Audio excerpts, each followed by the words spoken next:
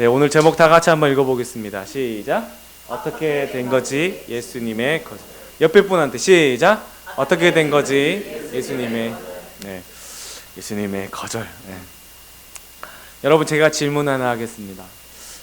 믿음이 좋을 때 하나님이 역사하실까요? 아니면 믿음이 안 좋은데도 하나님이 역사하실까요?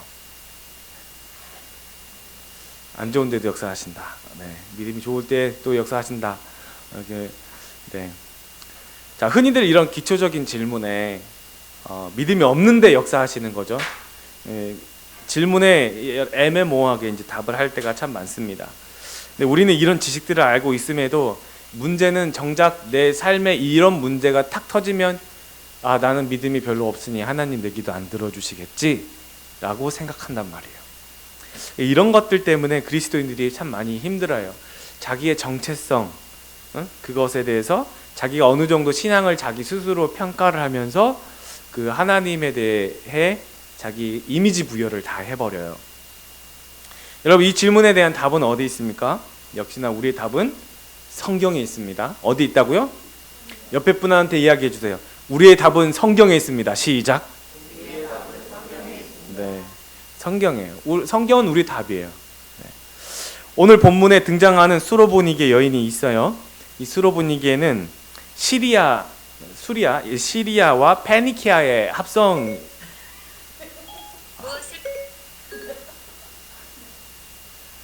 네, 시리를 끄게 어떻게 끄는지 잘 몰라가지고. 네. 자, 시리아와 페니키아의 합성어인데, 예. 헬라인이고 수로보니게 족속이라는 말은 무슨 말이냐면 한국계 캐네디언, 무슨 얘기인지 알겠죠? 필리핀계 미국인, 이런 얘기예요.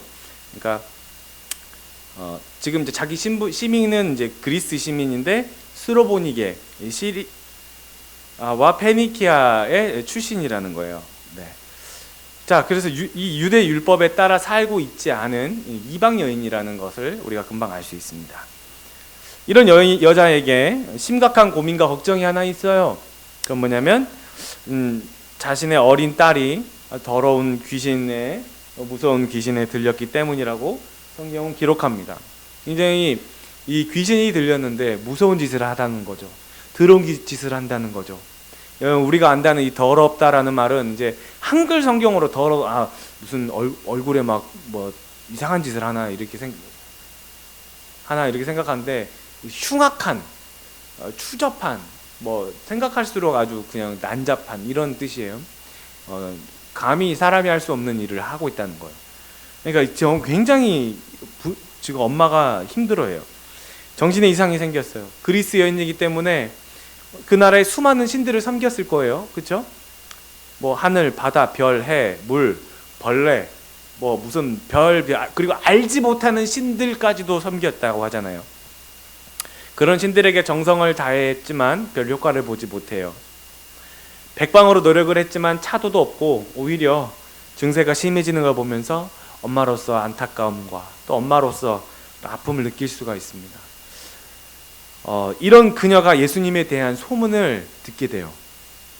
이 예수님은 기적처럼 남자와 여자 그리고 아이들을 포함해서 2만 명이 넘는 사람들을 한 번에 한 끼를 다 먹였다라는 이야기를 듣게 됩니다. 또 아픈 병자가 찾아오면 그들에게 아무 대가를 바라지도 않고 고쳐주시고 어린아이를 축복해 주시고 아픈 병자를 또 어떻게 그 병자를 고쳤느냐 이야기를 듣게 되고 기쁨을, 소망을 갖기 시작합니다.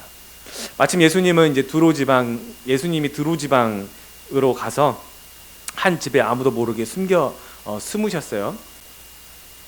자, 여기 보시면은 저기 위에 시돈과 두로가 있죠. 시돈과 두로가 있는데, 네, 이렇게 있는데 여기가 이제 페니키아고 아까 얘기했죠. 여기가 이제 수리아고. 그래서 이렇게 이제 두 지역 좋아요. 이렇게 합쳐진 여기가 이제 수로보니게 지역인데, 지금 예수님이 여기 계시다가 이렇게 두로로 올라와서 시돈 지방을 지나서 이제 다시 벳세다로 내려가 행적이 그래요. 마가복음에 보면 여기서 이렇게 올라오십니다. 두로 지역으로. 근데 여기로 왔는데 여인이 여기 근처에 산다 그랬잖아요. 예수님이 오신다는 얘기를 들은 거예요. 찾아와요. 근데 예수님이 어떻게 왔다 그랬어요? 아까 본문에 아무도 모르게 왔다고 성경에 기록되어 있어요. 근데 어떻게 알게 된 건지 곳곳에 설치된 CCTV 마냥 많은 사람들의 보고로 예수님의 행적은 금세 탄로납니다. 자, 그렇게 수로보니게 여인은 예수님이 숨어 계신다는 그 집으로 수로보니게 여인이 찾아와요. 네. 그리고는 당차게 예수님을 알아보자마자 예수님 발 앞에 탁 엎어집니다.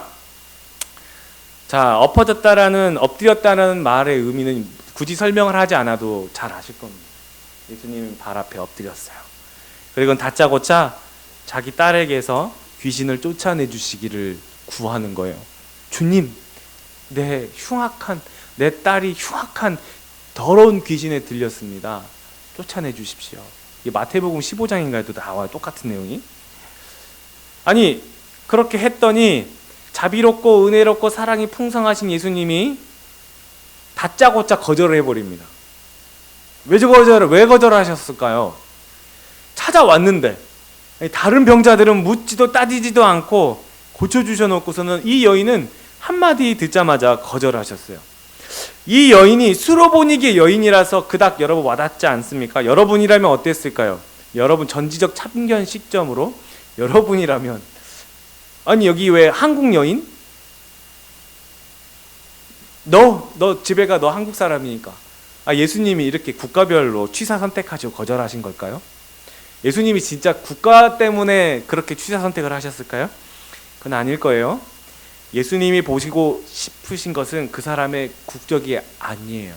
국적을 나타냈지만, 이미 국적이라는 것이 본문에 나왔지만, 예수님이 보고 싶은 건 그 국적을 뛰어넘는 그 사람의 믿음이라는 걸 더 강조하고 싶어서 국적을 나타낸 거예요.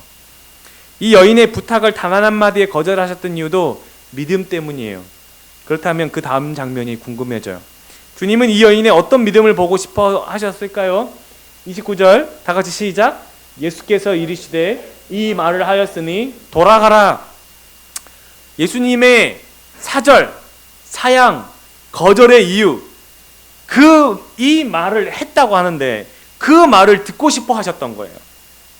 그 말을 하도록 하신 거였어요. 이 여인이 그 말을 할 거라는 걸 알고 계셨어요. 예수님은 이미 이 여인이 어떤 식으로 말할 거라는 것도 알고 계시죠. 예수님이시니까. 자, 그 말이 무슨 말이길래요? 도대체 무슨 대화가 오간 겁니까? 우리 쉬운 말 성경으로 한번 보도록 하겠습니다. 예수께서 그 여자에게 말씀하셨다. 시작. 나는 내 자녀들부터 먹여야 하오. 자녀들이 먹을 음식을 개에게 던져주는 것은 옳지 않소. 그래서 그 여자가 대답합니다. 시작. 주님, 옳은 말씀입니다. 하지만 식탁 밑에 있는 개들도 자녀들이 흘린 부스러기는 얻어먹지 않습니까? 그래요. 아무나 먼저 고쳐주는 게 아니야. 나에게는 룰이라는 게 있어. 이런 은혜는 택함 받은 이스라엘 자녀들, 다윗의 자손이라고 하는 이스라엘 백성에게 주는 룰이지, 다른 나라 개라고 나와 있어요. 개와 같은 선택지에도 없는 백성에게 은혜를 주는 게 룰이 아니야 라고 말씀을 하시는 거예요. 지금 개라고까지도 지금 말씀하셨는데, 그러니까 이 여인이 이렇게 대답합니다. 아무렴요, 맞습니다. 예, 주님 당신 말씀이 맞습니다. 그러나 아이들이 식탁에서 흘리는 그 음식을 먹다가 흘려도 그 흘린 음식 개들이 먹지 않습니까? 부스러기 은혜마저도 내 딸아이가 낳기에는 충분합니다. 그만큼 당신의 은혜는 귀신을 쫓아내고도 남을 만큼 크십니다. 이렇게 얘기하는 거예요. 예수님은 그렇게 알아들으신 거예요. 그러니까 예수님이 이 말을 하였으니 돌아가라. 귀신이 내 딸에게서 나갔느니라. 네가 이 말을 하였으니 돌아가라고 하신 거예요. 그래, 네가 그 말을 했으니까 돌아가라고 했던 거예요. 그 룰이 있었어요. 룰이 있지만 그 룰을 깨신 거였어요. 그 룰을 뛰어넘는 게 있었다라는 거죠. 지금 이 여인에게 개라고까지도 얘기했어요. 개라는 거는 뭐 지금 우리나라도 마찬가지지만 완전 이거는 그냥 저 인간 폄하, 인격 모독이라 해도 과언이 아닐 정도죠. 지금 같으면 뭐 명예훼손 모욕죄로 처벌받을 수도 있는 정도잖아요. 상처받고 돌아갈 만한 이유가 돼요. 어떻게 사람한테 개라는 비유로 들 수가 있어요? 예수님이 얼마든지 다른 비유도 들을 수 있을 텐데 굳이 그렇게 심한 말을 쓰면서까지 이 여인을 상대하냐고요? 그것도 귀신 들린 딸아이가 있어서 마음고생도 이만저만이 아닐 텐데요 말이죠. 응? 아니 왜 그렇게 예수님은 목회를 그렇게 하시냐고요. 그러니 다 떠나지.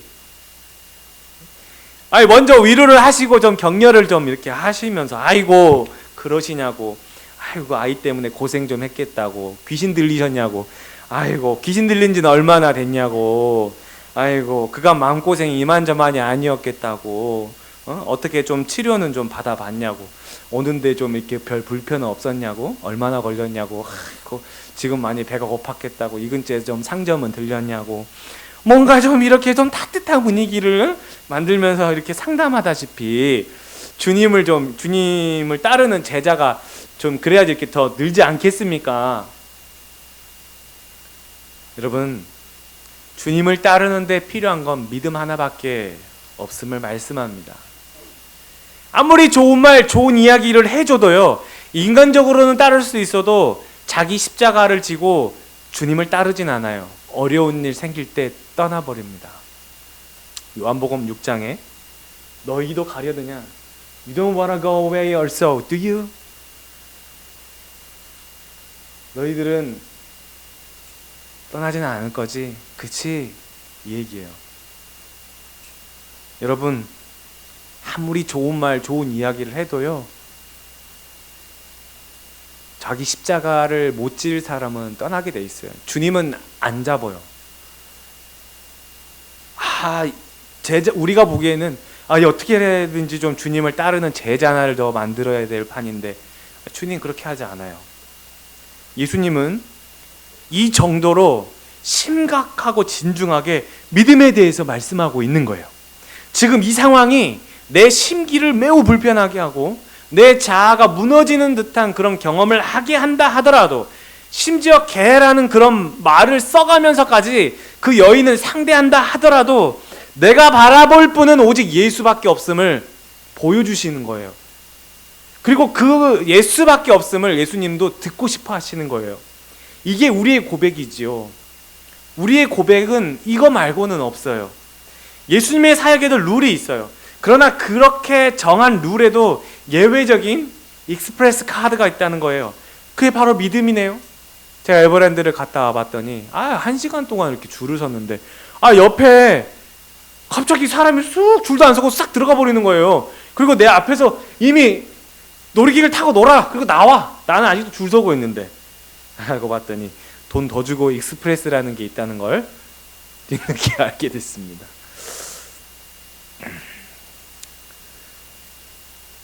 내 신앙의 과거가 대단한 뭔가가, 아니면 한국에서 어떤 뭐 대형 교회라든지, 아니면 내가 내 어떤 출신이라든지, 그런 게 아니네요.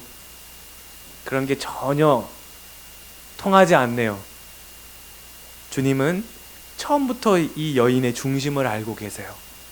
이 여인이 찾아올 거라는 것조차도 알고 계셨어요. 아까 여러분들이 지도를 봤지만 그 겟세마네라는 거기에서 바닷가 쪽으로 이미 예수님 이제 타국으로 넘어간 거예요. 두로와 시돈으로 이렇게 올라가실 때에는 예수님이 괜히 올라가신 게 아니에요. 예수님도 알고 올라가신 거예요. 내가 거기 가면 이 여인을 만날 것이다라는 거. 예수님의 기가 막힌 타이밍에 들어온 거예요. 이 여인도 그 소문을 기가 막힌 타이밍에 듣게 된 거예요. 여러분, 이게 우연이 아니에요. 마찬가지예요. 여러분도 마찬가지예요. 여러분들이 어떻게 해서 어떤 식으로 어떻게 주님을 만났는지 그건 우연이 아니에요. 기가 막힌 타이밍이었어요. 주님이 딱 그때 탁 찾아오신 거였어요. 제가 어저께 우연찮게 유튜브를 봤는데 그 CBS에서 어른 성경학교라고 하고 있어요. 알아요 혹시? 어른 성경, 어린이 성경학교가 아니고 여름 성경학교도 아니고 어른 성경학교. 그래서 그 가수 주영훈 뭐 또 저기 그 유재석 닮은 친구 그 친구도 나오고 뭐 개그맨들 여러 나와요 거기에서. 근데 박성호라는 개그맨 있잖아요. 그 인간이 아니면이다 했던 그 친구가 이제 그 거기서 나오는데 엘리베이터에서 주님을 만난 거예요. 엘리베이터에서 그 갑자기 자기 그 상황 여러 가지 상황과 여러 가지 뭐 이런 것들이 섞였었는데 그 엘리베이터에서 순간 갑자기 그 뭔가를 체험하고 난 다음에 엘리베이터 7층에서 1층 내려온 다음에 1층에 딱 문이 착 열리자마자 아들을 끌어안고 거기서 펑펑 울면서 주님을 고백했다고 하잖아요. 그러니까 옆에 있던 사람이 엘리베이터 예배를 드려야겠네. 주님은 엘리베이터에 계시네. 그랬더니 옆에 박성호가 박성호가 하는 말이, 그래서 박진영이가 엘리베이터라는 노래를 부르지 않느냐고 엘리베이터에서 뭐 주님과 사랑을 했네 뭐 이러면서. 하여튼 개그맨이에요. 어쨌든 우연이 아니에요. 여러분 지금도 여러분에게 그건 1년에 한두 번, 평생 한두 번 있는 일이 아니에요. 여러분 매일같이 벌어지는데 그 매일같이 벌어지는 거를 우리가 너무 무심코 넘겨버리기 때문에 그것을 여러분들이 의식하지 않아요. 여러분 오늘도 트리도 총리 만나고 내일도 트리도 총리 만나고 매일같이 트리도 총리를 만난다고 생각해봐요. 2년 뒤에 여러분이 2년 뒤에 트리도 총리를 만나면 그 트리도 총리가 여러분에게 특별한 의미가 있어요? 아마 없을걸요? 나는 이제 그만한 내가 트리도 총리를 만나는 만한 그런 사람이 됐나 보지, 그렇게 생각할 거라고요. 여러분 예수님 하나님의 온 세계를 창조하신 그 예수 그리스도를 매일매일 만난다는데 그런 의미 부여를 여러분들이 스스로 말씀 가운데서 하지 않으면 별로 그냥 뭐 예수님 만났지 이렇게 끝나버린다고요. 우연이 아니에요. 자, 이 여인이 자신을 찾아온 거라는 것도 알고 계시고 예수님도 이 여인을 만나기 위해서 올라가신 거예요. 여러분 오늘이 아니고 내일 무슨 일이 벌어질 줄 몰라요. 근데 여러분이 가는 그곳에 예수님도 찾아가실 거라는 거 기대하십니까? 기대하셔야죠. 예수님이 어학원에서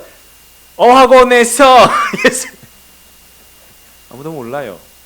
아무도 모르는 일이에요. 내 학교에서, 내 실습장에서, 내가 일하는 일터에서. 여러분 그래서 거절하신 거예요. 거절하실 때는 그만한 이유가 있어요. 거절했지만 주님을 더 붙잡을 거라는 걸 알고 계시는 거예요. 우리가 보기에는 너무한다 싶지만 주님 보시기에는 이 여인에게 그게 필요한 거였어요. 우리가 보기에는 주님 진짜 너무 심했다.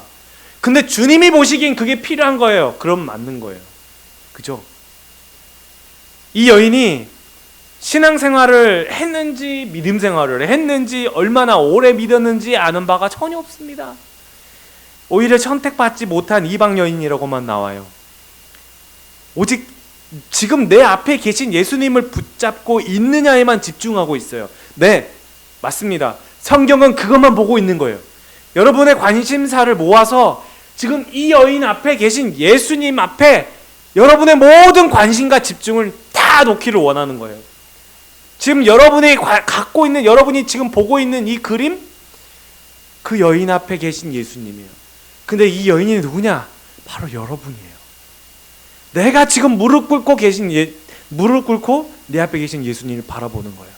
지금 나에게 정말 심각하고 아주 어떤 것으로도 풀지 못하는 엄청나게 심각한 문제가 있다는 거예요. 딸아이의 귀신이 들린 문제였던 거예요. 어떤 것으로 풀지 못하는 그런 여러분의 삶에 문제가 있다라는 거예요. 그거 갖고 나왔다는 걸 말씀하는 거예요. 성경이 말씀하는 바는 지금 이 여인의 간구를 거절하셨는데도 불구하고 믿음의 고백 한마디로 고쳐주셨다는 사실이에요. 믿음이 좋아야 주님의 역사하시느냐? 우리가 살펴본 바로는 과거와 상관없이 지금 예수를 믿는 믿음 하나로 역사하신다는 것 뿐이에요. 만약 과거의 믿음을 보시고 야, 너 형편없이 살았잖아. 너 너 믿음 별로 없잖아. 이렇게 하시는 거라면 나중된 자가 먼저 되고 먼저 된 자가 나중된다는 주님의 말씀은 맞지 않는 거예요. 그렇죠? 어떻게 나중된 자가 먼저가 될 수 있어요? 신앙의 경력이 없는데.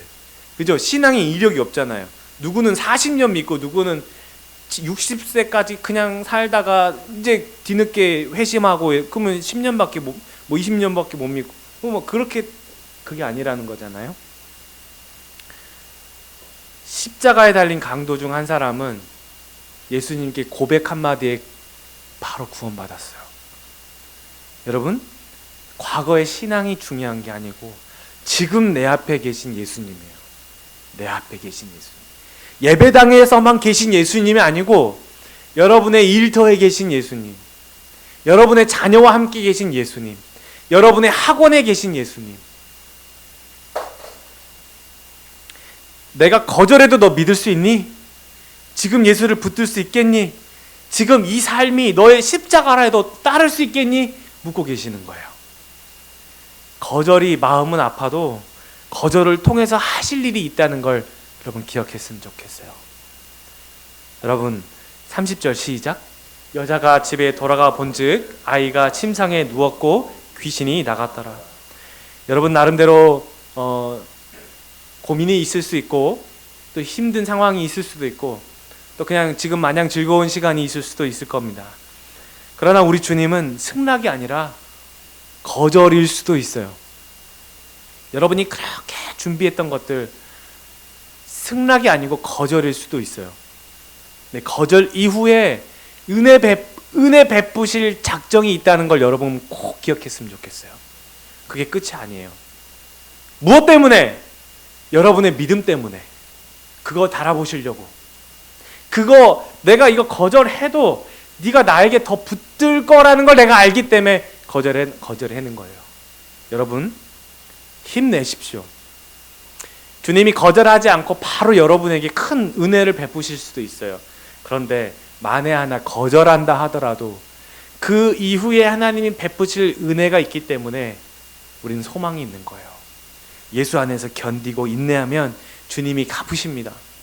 반대로 말하면 내 나름대로 백방의 노력으로 내가 스스로 그냥 피할 길을 다 피해버린다면 주님이 갚을 게 하나도 없다라는 사실을 기억하셔야 돼요.